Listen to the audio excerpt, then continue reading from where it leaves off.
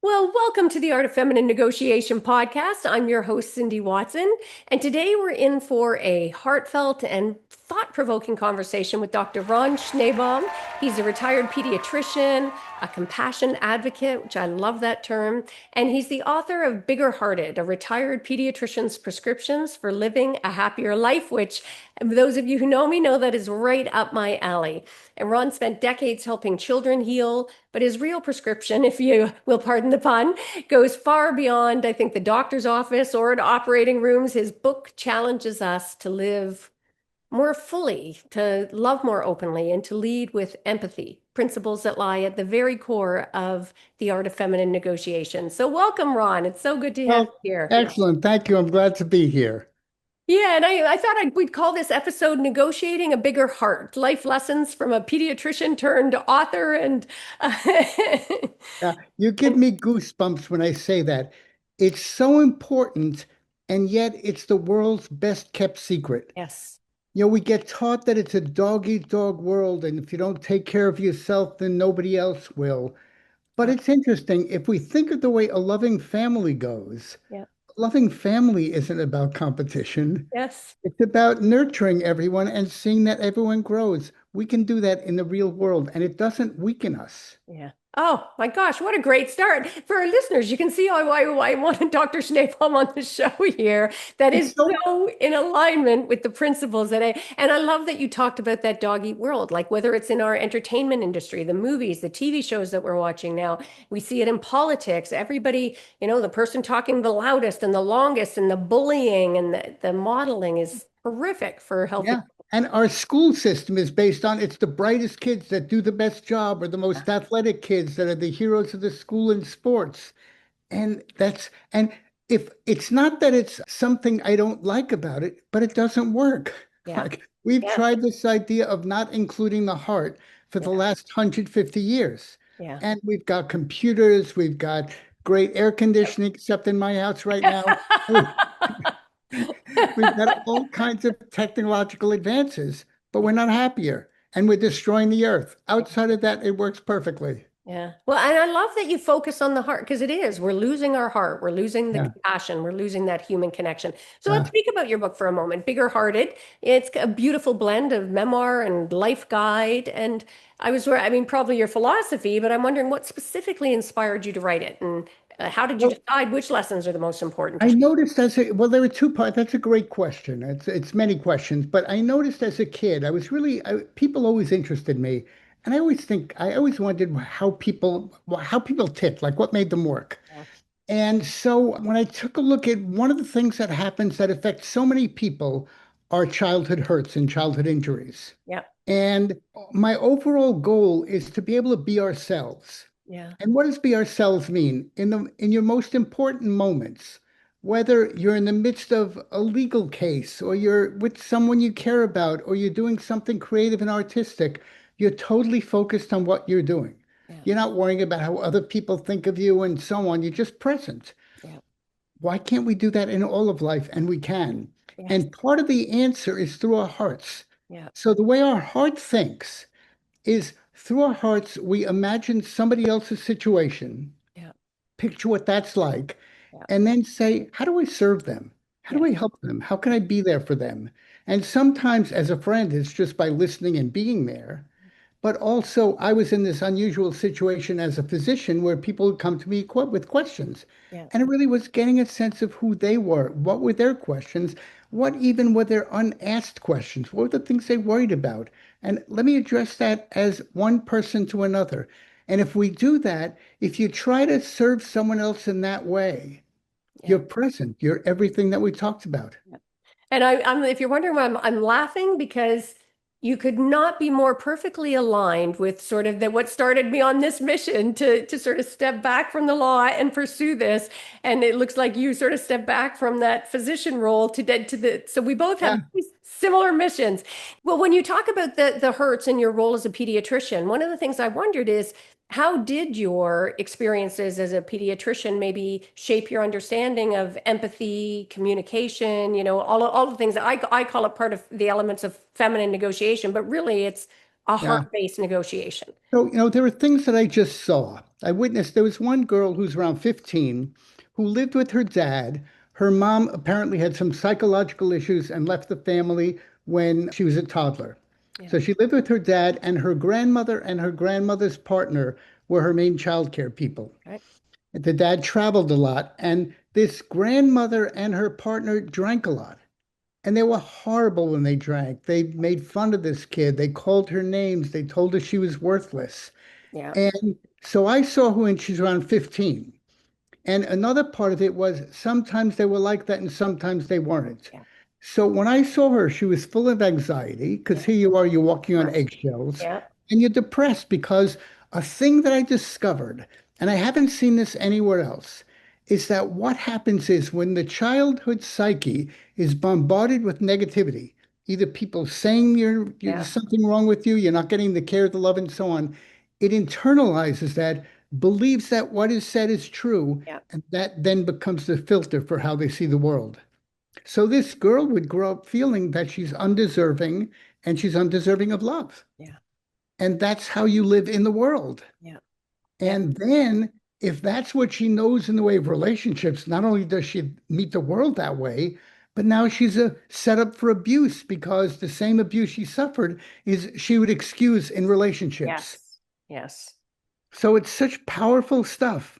No, well, just to jump in, I was going to say it's ironic because I literally just finished an interview with somebody who was saying that she grew up in an abusive environment, walking on the eggshells, and ended up having 4 successive marriages because she kept marrying into that same pattern over and over again until she had her epiphany. So exactly what you're saying. Yeah, it's all you know. How could you do better? I saw another kid, his mom brought him in because of issues around anger.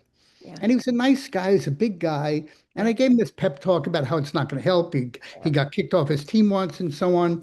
That helped a little bit, but it really didn't get to the bottom of it. And one day I saw him, and it turns out his problem was his dad was mean to his mom, almost to the point of hitting her, Yeah. and he just couldn't stand it. And it got him so upset that he took that anger and carried it in his life. Yes, of And I course. said, if you do that and don't heal that and realize that's him, it's not you, Yeah. then you'll be the same way he is when you have your relationships later on. Yeah. And his kids, and so the cycle continues, right? So Yeah. now you talk a lot about vulnerability as a strength, which I love because that's very much a part of sort of my philosophy as well. And that showing heart and, humanity isn't weakness. And I think we've been so taught to see those so-called feminine traits as a liability. So I'm wondering, and not to put you on the spot, can you maybe share a time, you're obviously a great storyteller. Can you share a time in your career when that kind of vulnerability helped, rather than hindered as we're taught? I would just always be open. It was a hard one for me. When I was in medical school, I felt a little bit weird where I thought nobody else was like me and I had to Yeah, cover it up a little bit. I And bet. it's only like now is the time that I get some recognition. I lived as a chameleon. I never really showed people who I was. Yeah. Okay. Yeah, Yeah. yeah. Now, But one of your chapters focuses on the power of presence. So, in negotiation work, we often say that being fully present can be a game changer. And so many people are just focused on what they want that they're actually missing the moment. So exactly. I Oh, wonder so what presence listen to means this to you. thing about emotions. That's crazy. That people really get upset with emotions. Yeah. And people talk about how it's in your body and experience your body and all kinds of stuff. Yeah. When I look at it, and maybe I'm wrong, but I don't think so, bad emotions happen when things don't work in the world the way you want them to work. Yeah.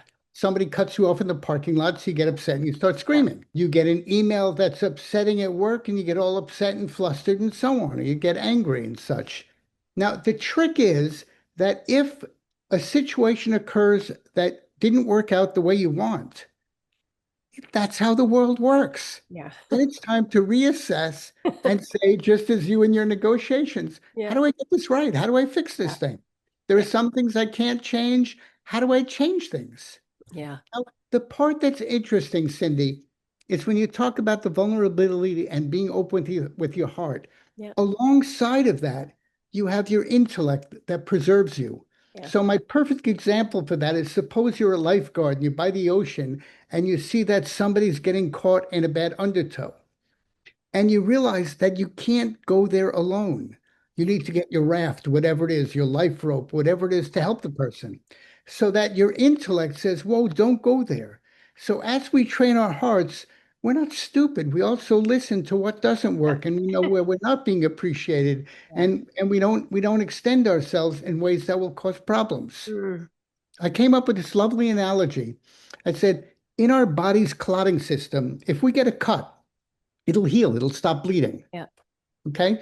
And it's different from, let's say, a plastic container where if a plastic container gets nicked, all the liquid will fall out. Yeah. But on the other hand, we have to have this part in our blood system where we can't have clots within the blood because that's a stroke. Yeah. So there's this delicate balance. So in the same way, we can give our hearts, but we don't want to bleed out. Yeah. Want to keep that balance. And that's what we have this great balance inside. We can feel for it when we're alive and present.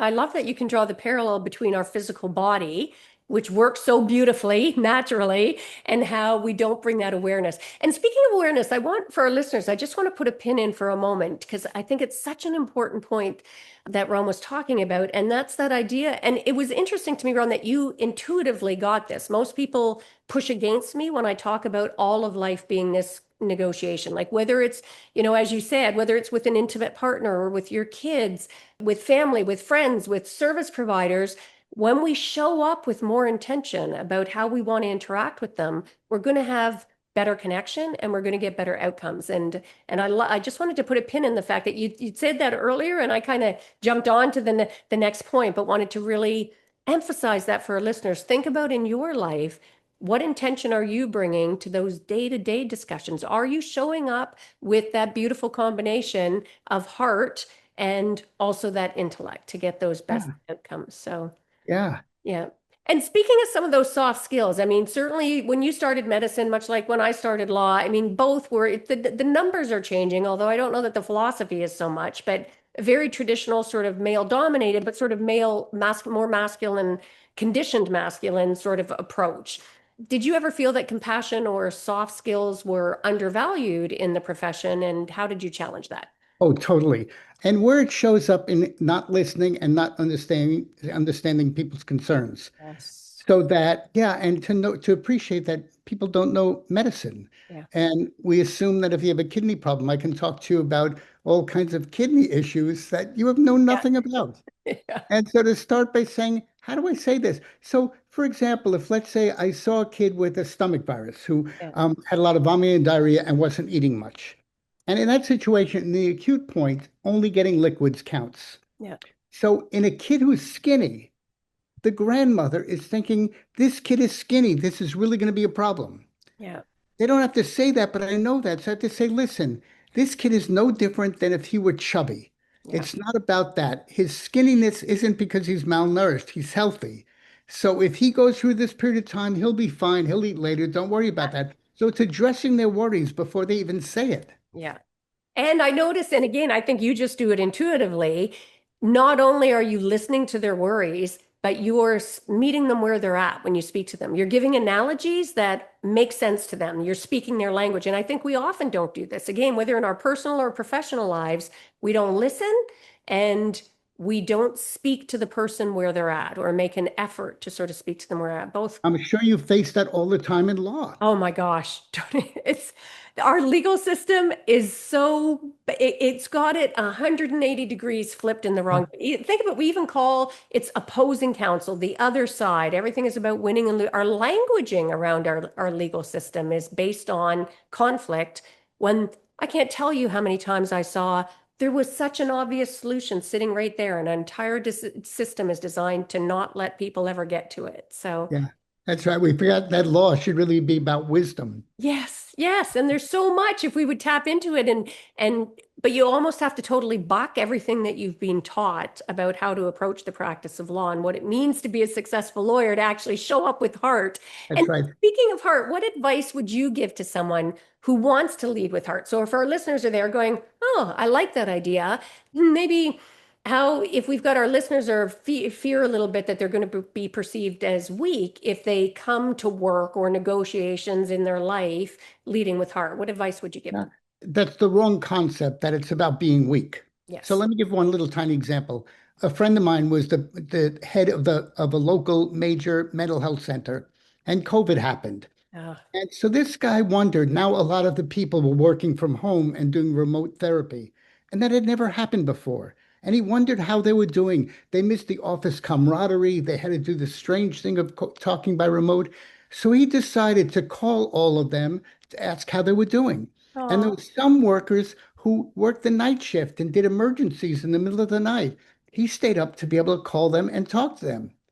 That's not weakness. That's being a that's great gorgeous. leader. Yes. Yeah. And Yeah. isn't So it funny how the traits that actually make for the best leaders are somehow along the way we got it messed up, and they're traits that we have conditioned people to see as a liability or a weakness, as opposed to yeah. it's your biggest strength. It's your, Exactly. yeah. Exactly. Yeah. So let me tell one of the story of a mom that has to do with this too, the two separate ways we think. I saw a mom who came in with her 9-month-old for a visit, and tagging along with her was her 3-year-old and 5-year-old. Yeah. She was the most delightful, lovely mother I ever saw. It was like she had them under wing. The 3-year-old and 5-year-old were playing together while I examined the baby. When I first walked into the room, she was singing to them. And so Oh, they were all playing by themselves while we spoke. And if one of them came over and with a question, she'd address them, get them back to playing together. It was incredible. And then I asked, because I just had that feeling, I said, "Do you think of yourself as a good mom?" yeah. She said, "No." Oh, yes. Yes. And and then I thought, now why not? So then I said my theory was because you have this list of what a good mom doesn't do. They don't get tired, they don't ever yell, they don't get frustrated, they're always perfect, and so on. I said, "Is that it?" She said, "Yeah." So I told her about my crazy childhood and how that didn't matter. And just knowing my mother loved me was all that mattered.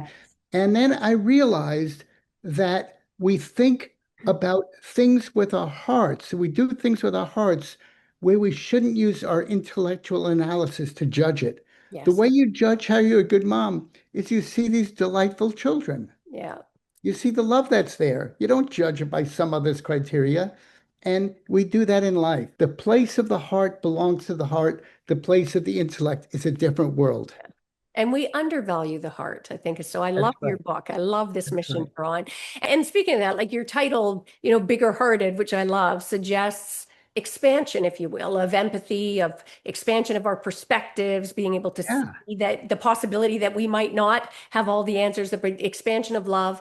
How can people consciously start cultivating a bigger heart in today's sadly polarized, very fast-paced world? Well, so one is to, not listen to the news and get trapped into arguments, because if you get trapped into a political thing, Yeah. that's not a time where somebody says, "Yeah, let's have a full open discussion." Yeah. People just repeat sound bites. Yeah.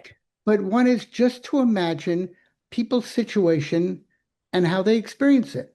Yeah. Now, a thing that happens there is people worry that they'll get emotionally devastated because they'll take in all this stuff, Yeah. but it's not yours. It's like reading a novel. You can put it down after, you can open to it and be present, but don't take it with you. If it's your own family, yeah.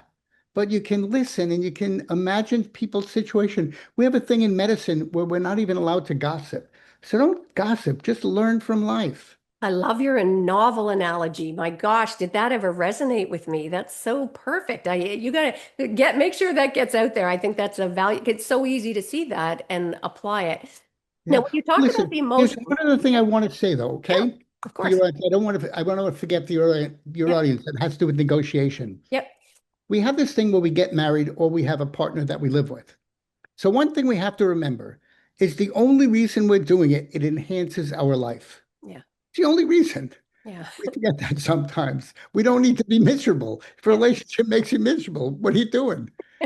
And I tell kids in my practice, I try to figure out how do I talk to them about relationships. And so there are all kinds of clues. If one doesn't seem right, it's like tasting a peach that isn't good. Don't keep it. Go to a next one. It's not about you. You are the metaphor king. Oh, yeah, my kids hate it. And then I say, suppose you live with someone. Suppose, let's even say you're married. So you're really intimately involved. You're close partners and you decide to have kids or what, even if you don't. Yep, Well, it stands to reason that we're going to view things differently. We come from completely different yeah, backgrounds. We might be different sexes. We might be different races, cultures, religions. Everything can be different. But yep. even if we're the same, we're different.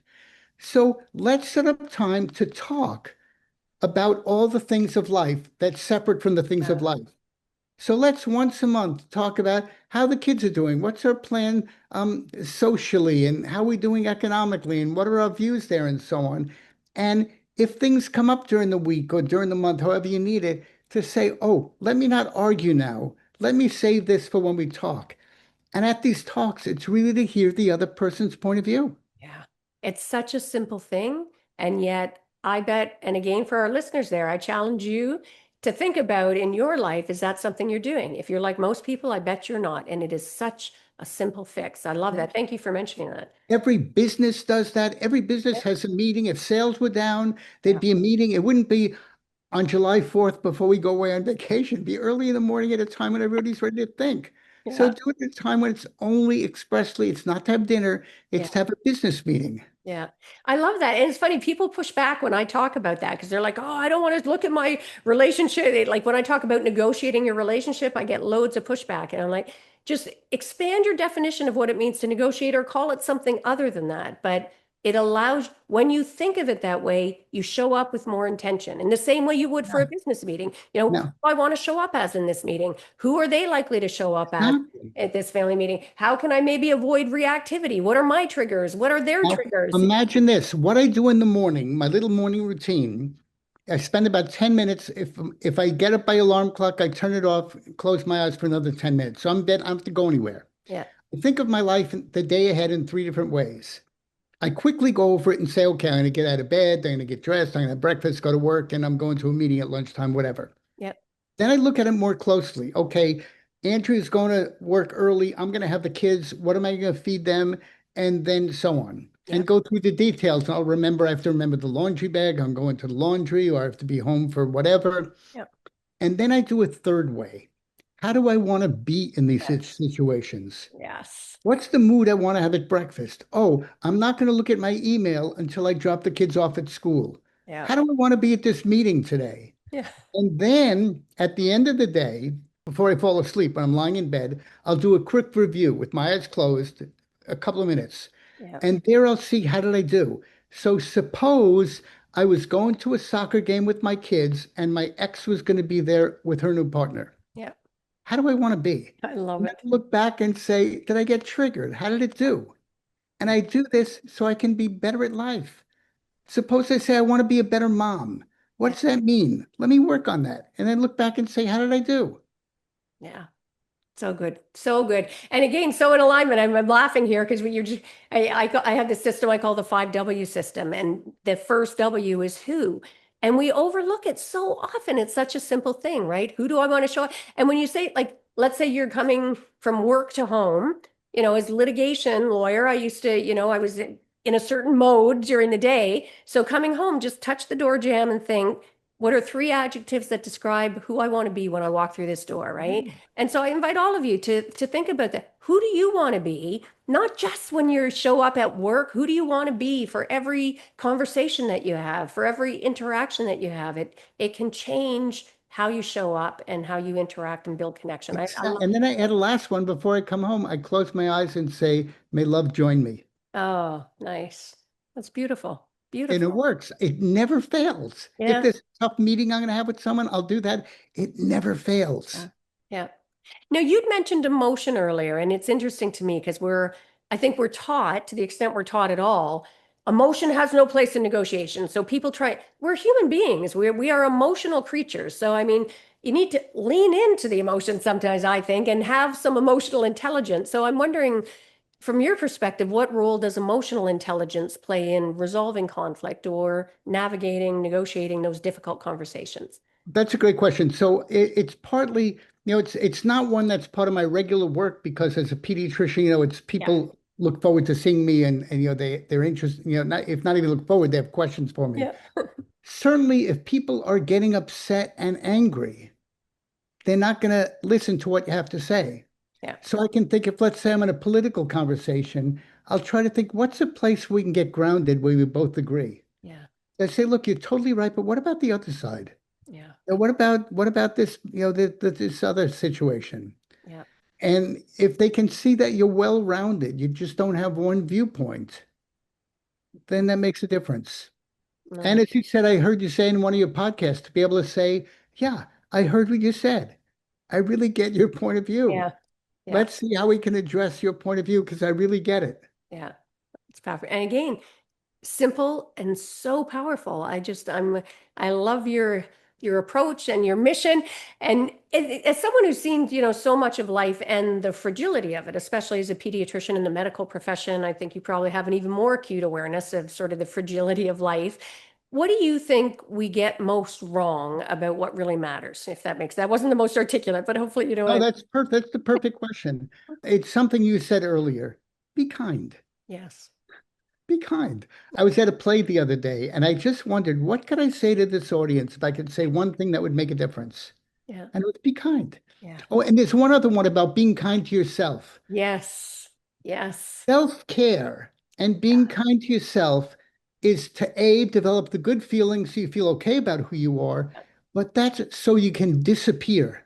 Yeah. So if you go into a negotiation as a lawyer, Yeah. you do all your prep work, you do all you know what you know, and you do that so you can let go of all of that and be present. Yes. That's really where it's at. That is powerful, powerful advice. Because if we're not kind to ourselves, we can't show up as the best version of ourselves, which means we're Yeah. not going to be kind to others. It's just Now, so, along with that is forgiveness. yes. Now, a simple kind of forgiveness, I call it rain slicker forgiveness.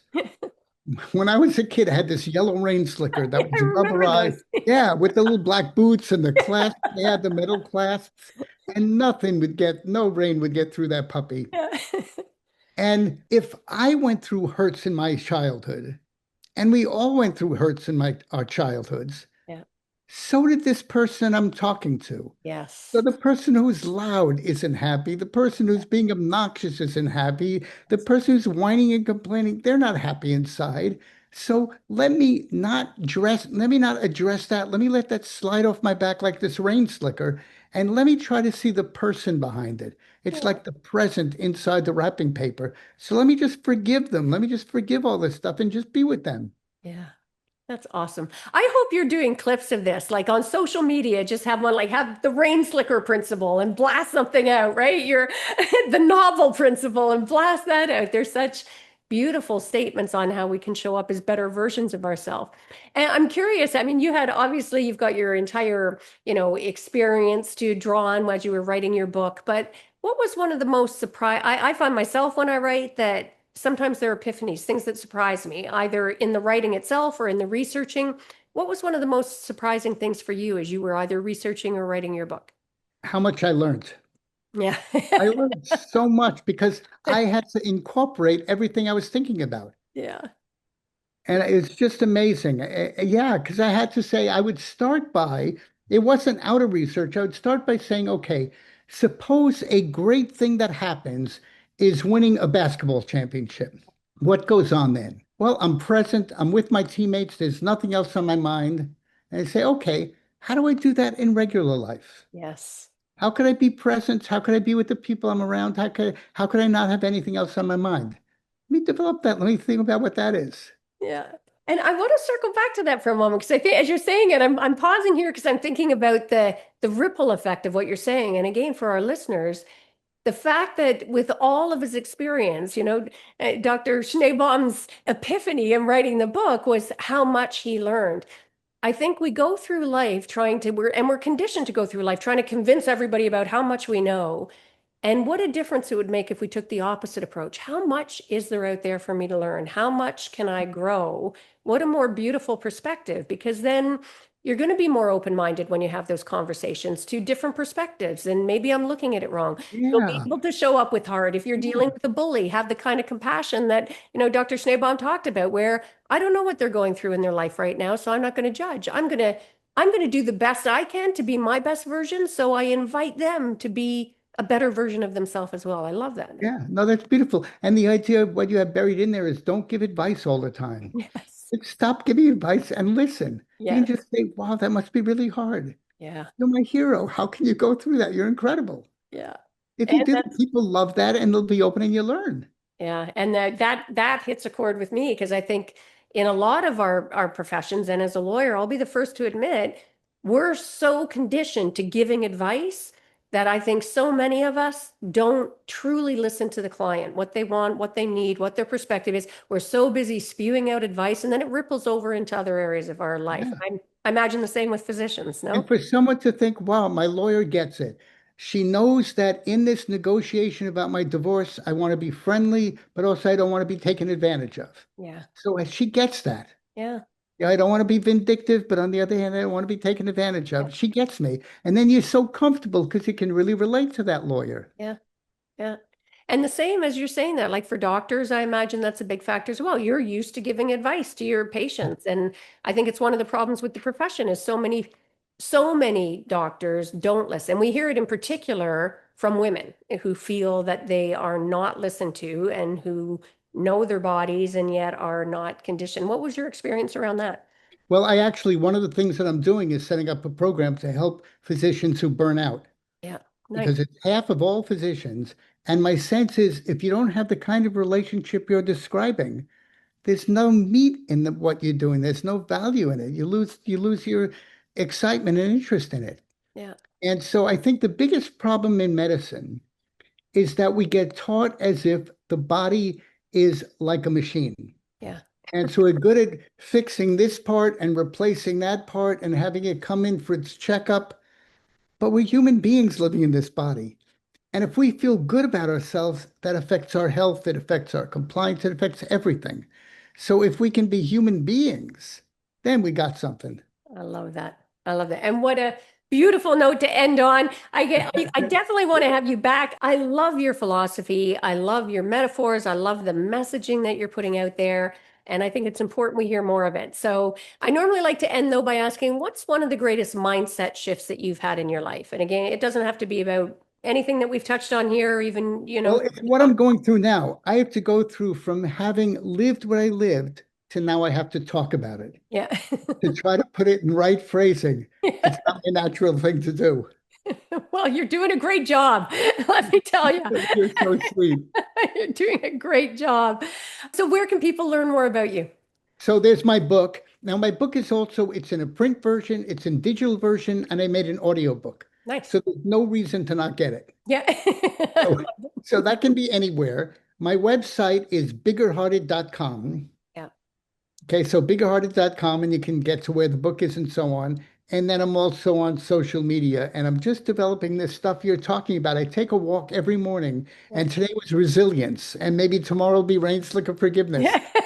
My little 1 minute videos. I will look for it. And for on social, are you down as, is it Dr. Ron? Is it I Dr. think it's Schneebaum? at Bigger Hearted. At Bigger Heart. Okay, and for our listeners, don't panic if you're in the middle of something and couldn't get that down. We will make sure to have that information in the show notes. I encourage you to follow up and follow this. It can be your little daily dose of inspiration, if nothing else, as well. Have the book in your washroom so that every time you can read a little chapter and remind yourself. And thank you so much, Ron, for being here and sharing. It's my absolute pleasure. Thank you so much. And for our listeners, there was just so much value. I mean, I've been just smiling. I feel better myself internally. So I encourage you, give the gift of sharing. Share this episode in particular with the people in your life that you care about. It's just, Dr. Schneebaum has a beautiful manner about him in getting his message out there. And it's a message we all need to hear. So please give the gift of sharing. Make sure to subscribe, rate the podcast if you haven't done that already. And before we sign off, if you are looking to negotiate a better life for yourself and for others around you, up-level those negotiation skills, both personally and professionally, I've got everything from online to my signature mastermind and VIP.